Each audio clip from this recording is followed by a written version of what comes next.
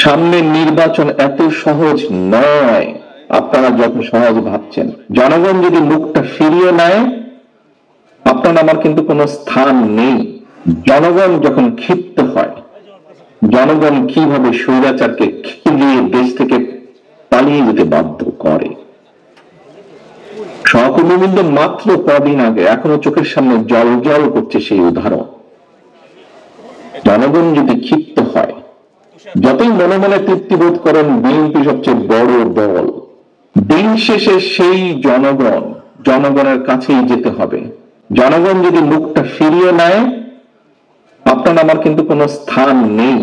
যত বড় যাই হই না কেন, আমরা নিজেরা যত বড় যাই মনে করি না কেন, জনগণ যদি মুখ ফিরিয়ে নেয়, এবং নাম বলবো না, কিছু কিছু রাজনৈতিক শক্তি যেই হোক না, যত ছোট বড়ই হোক না কেন, তারা বিভিন্ন ভাবে আমাদের বিপক্ষে, ওই মোটরসাইকেল আমাদের কিছু কাজ কামের কারণে তার সাথে আমাদের নেতা কর্মীদেরকে যুক্ত করে কিছু কিছু কথা বলার চেষ্টা করছে।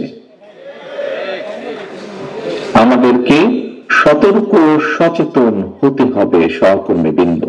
বারে বারে আমি বলছি, আমি আজকে গত কয়েক মাস ধরে বলছি, সামনের নির্বাচন এত সহজ নয় আপনারা যত সহজ ভাবছেন। নিজের মনে যতই বড়াই করুন, আরে বিএনপির তো শাখা প্রশাখা একদম গ্রাম পর্যন্ত আছে, অন্যদের কি এত আছে? এত বড়াইয়ের কিছু নেই। থাকতে পারে আপনার শাখা প্রশাখা, প্রিয় সহকর্মীবৃন্দ, আমাদের নেতা কর্মীরা তৈরি করেছে সেই শাখা প্রশাখা, গ্রাম পর্যন্ত দলকে নিয়ে গেছে, ওয়ার্ডে ওয়ার্ডে দলকে নিয়ে গেছে, কিন্তু তারপরেও জনগণ ম্যাটার্স। জনগণ ম্যাটার্স। সেই জনগণই হচ্ছে আমাদের শক্তি, জনগণই হচ্ছে আমাদের সমর্থন, জনগণই হচ্ছে শক্তি। জনগণের সাথে না থাকলে জনগণ 5ই আগস্ট দেখিয়ে দিয়েছে। কাজে আমরা যদি ভুল করি, জনগণ আবার কোনো একটা কিছু দেখিয়ে দিবে, তখন কিন্তু পস্তাতে হবে, তখন কিন্তু হাতির তেজ করতে হবে। সহকর্মীবৃন্দ, এখনো সময় আছে। আসুন আসুন আসুন, আমরা জনগণের পাশে থাকি, জনগণের সাথে থাকি।